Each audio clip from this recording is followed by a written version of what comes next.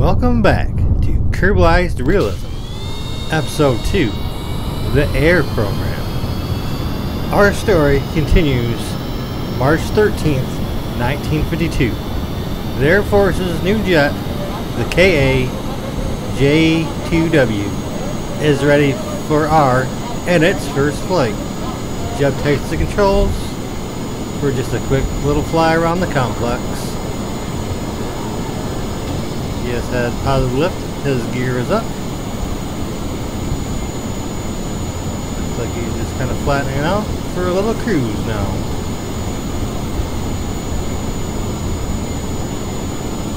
He's going to fly over and check out the construction of all the new future upcoming launch sites, VAB buildings. Look at all these launch sites here. Around to a few more ones down in the very south of Cape Canaveral. As he makes this little turn, you can see the skid strip there. Now he's coming in for a landing. This is the Truthful Katniss Cape Canaveral mod, I believe it's called. It's pretty sweet. I mean, free mod. It's a little off skewed, kind of in the ocean, but it's cool. It looks really neat. I like it. Get around with it. But now Job's coming in here for a smooth landing. Hopefully it's smooth, right? Looks smooth. Ooh, there's a little hot. Other than that, it was good. Throttles down. And here's the Final Frontier mod, where he withstood some G-forces in his first landing on Kerbal. Then, early in the morning, on March 20th, Vale has a contract to reach 2,500 meters in the KAJ-QW. She finds herself in an awkward starting position, thanks to the engineers changing the front spring rates. She manages to get it level, and then heads off down the runway.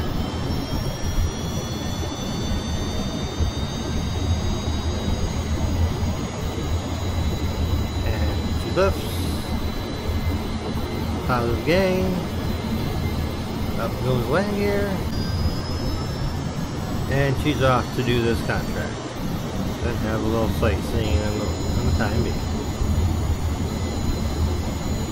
Now it's probably a good time to say like, subscribe if you like this kind of stuff so you can see more of it.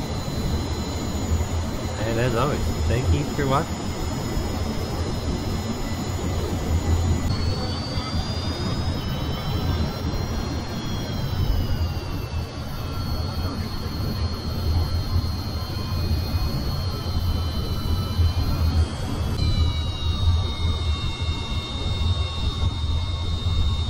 Like he's turning in to come on back home for a nice little landing.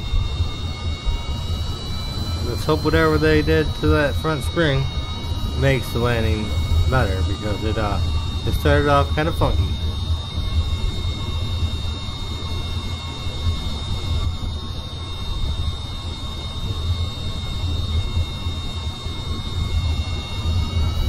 I really do like this Cape Canaveral mod, even if it is a little wonky and it's not quite in the right position, kind of more in the ocean than it is on land. We got a little side skewing here. Get it straight, Val, get it straight. Still coming in kind of sideways, a little crooked like.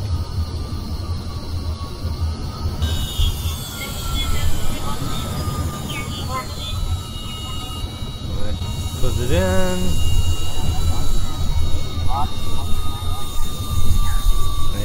Right now, through the shadow. Looks good. Just a tiny bounce. A couple little skips, but way better than it's been. Way to go, engineers. Val gets her badge for landing on Kerbal. We stop in first strategy to boldly go one. It's Jeb's turn. This time, he's gonna go to 2,500 meters for 50 seconds and break 100 meters per second. He's taking the skies on March 24th, early in the morning. They moved that front landing gear up slightly more to the front before he took off this time. Let's hope the landing's even better than before. Just nice little cruise around the Cape. They just keep cruising around the Cape. Coming in for his landing. Let's see how that gear works this time. He's not side skirting all over like Val was. Oh, that was quite a skip. They need to figure something out there. As they just keep going back and forth, Val, March 28th, takes to the skies again. Once again, going above 2,500 meters, but this time it's to break the sound barrier and fly for 100 seconds.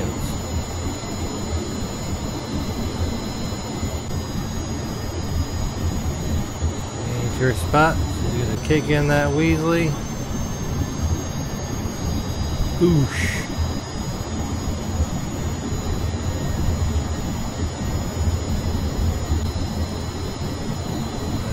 She's gonna fly right through cloud layer apparently.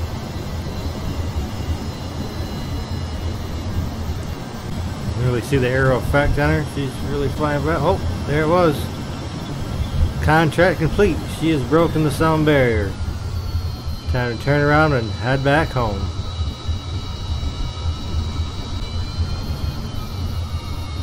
Diving down below the cloud layer. As if you couldn't see it, I don't know why I'm dictating. Yeah, I'm dictating it. Why I'm narrating what you can see. Yeah. Oh, that was a little glitched out voice from air traffic control. Hard banking in there. He's really coming in tight. Val never seems to line up very good. Yep, he's got it right down. Val, she's side skirting. Serpentining. Is that what it's called? Oh, she's zipping back and forth, back and forth. Can barely land on the runway. Look, she's drifting off it. You get off this runway, like I said, they dip, it's at the ocean. There's no grass there actually. Because it's a great mod. It's, like I said, it's a little wonky. Back to Jeff on April 1st, and he ain't fooling around.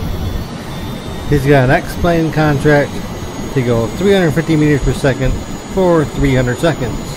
He lifts off, positive lift, gear is up, and he is off.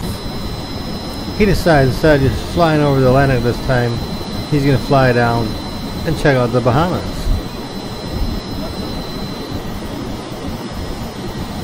As he gets up to his leveling out speed, he'll engage the Weasley, crank the speed up to 375, and just cruise down the coastline.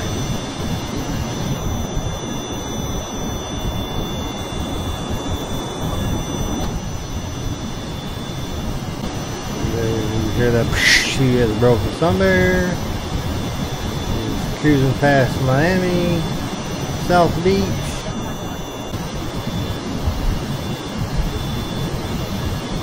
There you see the islands off to the left. Throttles her down a little bit. Cuts it over towards the islands.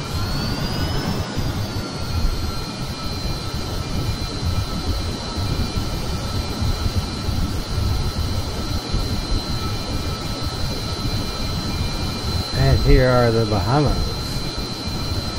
Bahama Mama.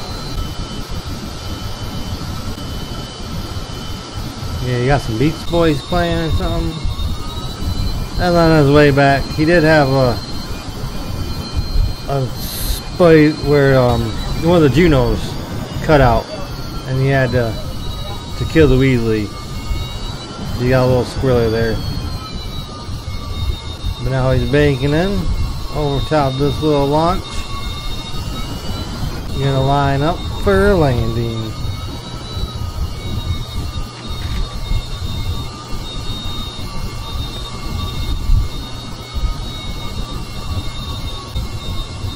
He wasn't so squared up on this one last time. I talked about how great he did. And he was better at landing than Val, and then he kind of screwed this one up. But the touchdown was rather smooth other than the one little hot. R&D for mature supersonic flight, satellite air material science, early descent landing, human rated EDL, basic lottery, early science systems, advanced prototype, early science, and finishing with basic solid rocket engines. 3 new contracts and a new rocket, or maybe a missile. The remake of the deadly Nazi V-2 missile, repurposed for science. On April 14th, the KV-2 is set to break the Kármán line and take 90 units of sighted payload up to 100K.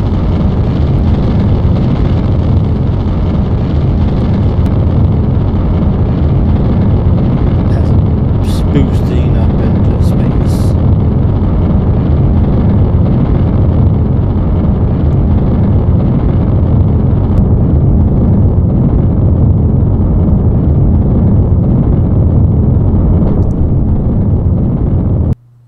And it goes.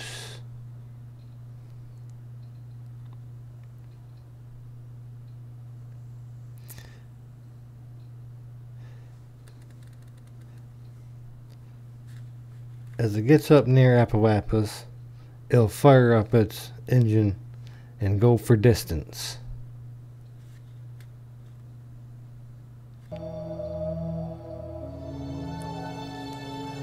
And there it has broken the Kármán line.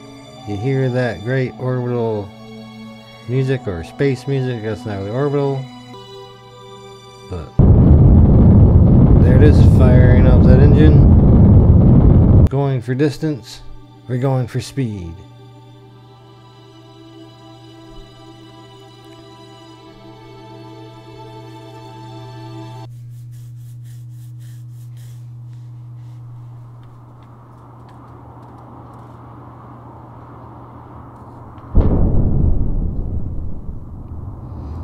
Then we collect some telemetry science. We blow up some fins. It spins out of control on the way down, crashing into pieces in the ocean.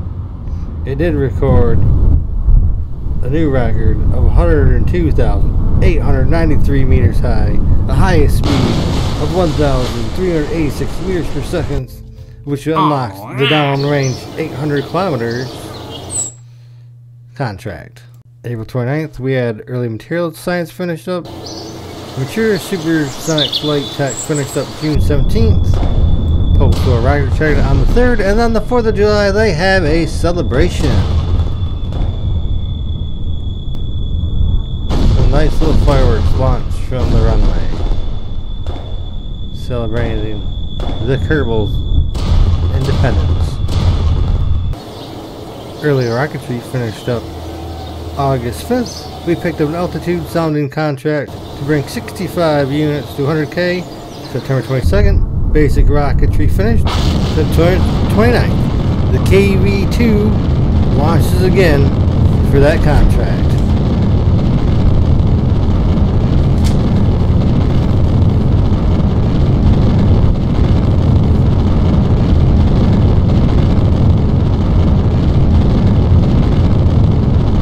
As that once deadly missile, which is now a science machine, goes up one more time. See if we can beat how far we went the last time. There was no science gained from that telemetry report.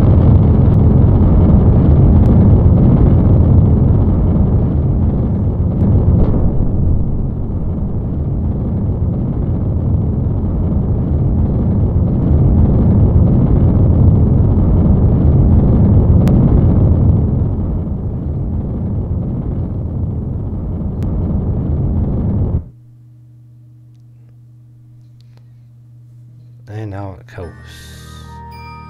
back through space again. It reaches 101,063 meters.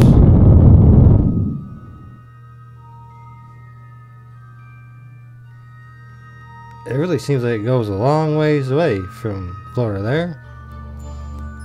Definitely the furthest we've ever gone, but nowhere close to the 800 kilometers we need for that downrange contract. In fact, this only goes 250k. Oh, that finishes up the telemetry report there, it looks like. It's always good to gain some extra science.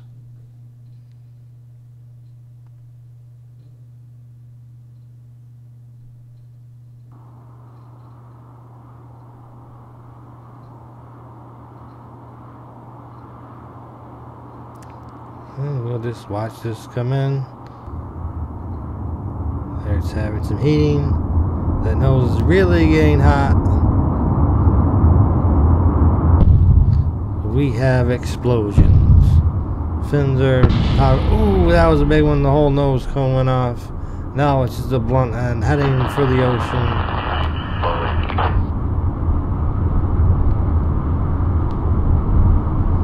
Runs out of signal because there's nearly nothing left of it. And crash. Parts explode as it comes into the ocean. Early rocket engines complete on October 8th, followed by early tracking systems on the 29th, and that finishes off 1952. Thank you very much, and we'll see you in the next one. Goodbye.